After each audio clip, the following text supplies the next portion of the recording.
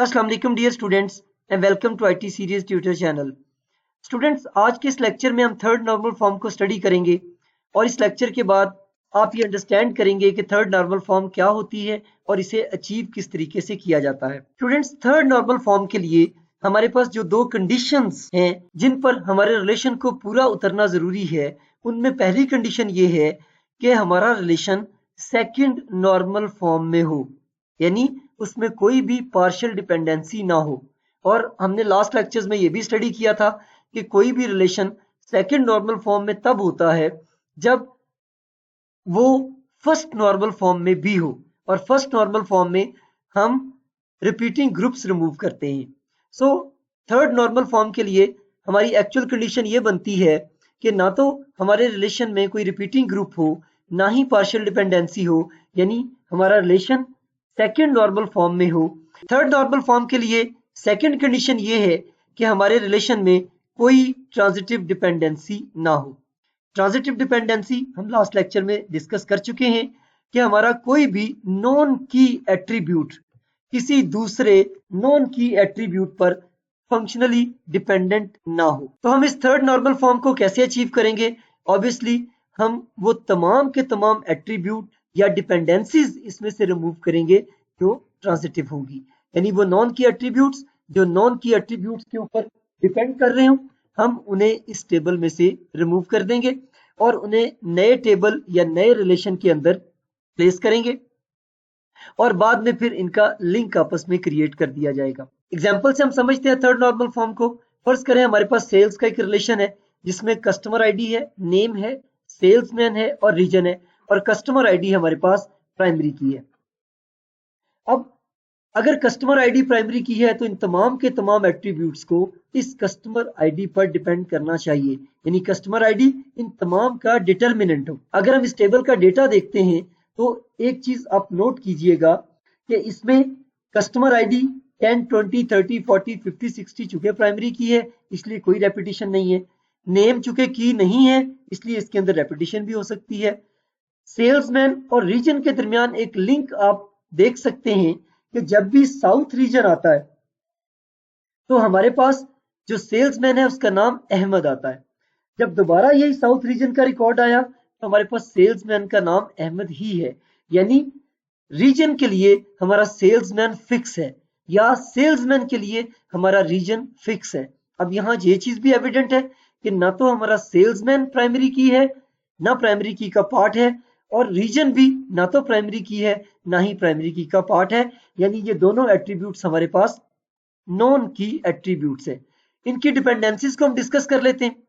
सबसे पहली डिपेंडेंसी इसमें कस्टमर आईडी की है कि कस्टमर आईडी डिटरमिनेंट है नेम और सेल्समैन का। मींस नेम और सेल्समैन का रिकॉर्ड फाइंड करने के लिए हमें कस्टमर आईडी की जरूरत पड़ती है, लेकिन सेल्समैन के नेम से हम उसका रीजन भी निकाल सकते हैं, जो कि इस टेबल में आप देख सकते हैं कि अगर आपको मैं सेल्समैन का नाम बताऊं बशीर है तो उसका रीजन वेस्ट निकलेगा, और जहां जहां सेल्समैन का नाम बशीर आएगा वहां वहां वेस्ट होगा। मींस रीजन कस्टमर पर डिपेंड नहीं कर रहा, ना ही कस्टमर आईडी पर ना ही कस्टमर के नेम पर, बल्कि रीजन सेल्समैन पर डिपेंड कर रहा है। और सेल्समैन हमारे पास एक नॉन की एट्रीब्यूट है, तो जब भी नॉन की एट्रीब्यूट पर डिपेंड करेगा, ये डिपेंडेंसी ट्रांजिटिव डिपेंडेंसी कहलाएगी, और इसी डिपेंडेंसी को हमें थर्ड नॉर्मल फॉर्म में रिमूव करना होता है।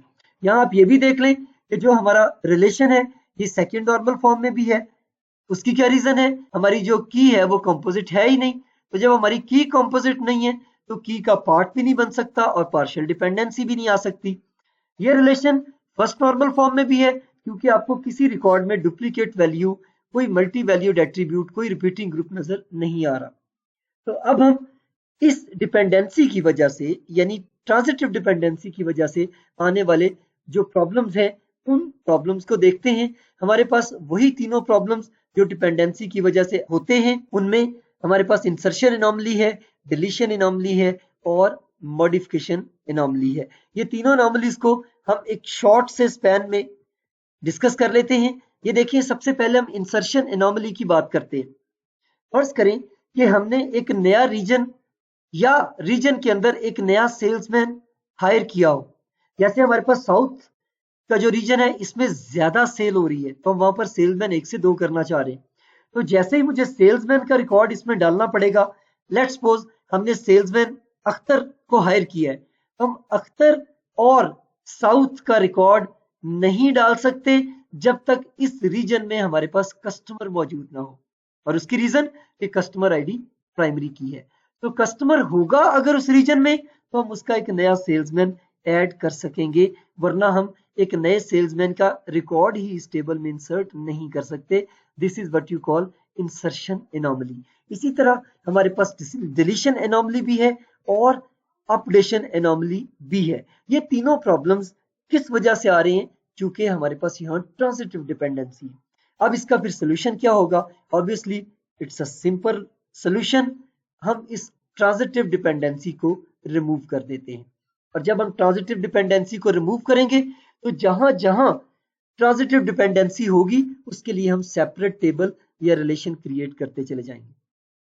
तो सेल्स के टेबल एक क्रिएट हो जाएगा जिसमें कस्टमर आईडी, नेम और सेल्समैन होंगे, क्योंकि नेम और सेल्समैन दोनों कस्टमर आईडी पर डिपेंडेंट है। दूसरा टेबल ट्रांजिटिव डिपेंडेंसी से बनेगा जहां पर सेल्समैन और रीजन आपस में इंटरडिपेंडेंट थे। सो रीजन सेल्समैन पर डिपेंड कर रहा था, हमने इस टेबल को अलग कर दिया और इसका नाम रख दिया सेल्समैन।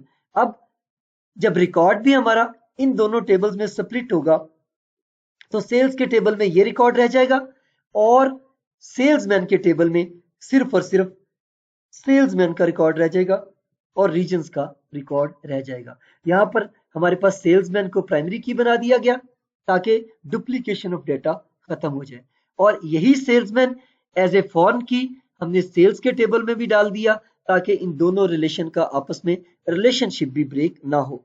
अब देखिए जो हमने इंसर्शन एनोमली को डिस्कस किया था, अब फर्ज करें कि हमारे पास कस्टमर नया नहीं है साउथ के रीजन में और हम वहां पर अख्तर नाम का सेल्समैन एक और ऐड करना चाहते हैं, तो हम इस टेबल में बड़ी आसानी से डाल देंगे क्योंकि सेल्समैन का नेम अख्तर और उसका रीजन साउथ डुप्लीकेशन क्रिएट नहीं करेगा, क्योंकि साउथ के साथ हमारे पास जो पहला रिकॉर्ड है वो अहमद के नाम के साथ है। सो अहमद और साउथ एक रिकॉर्ड हो जाएगा, अख्तर और साउथ दूसरा रिकॉर्ड हो जाएगा। इसी तरह अपडेशन और डिलीशन एनोमलीज भी हमें डिस्टर्ब नहीं करेंगी। Thank you.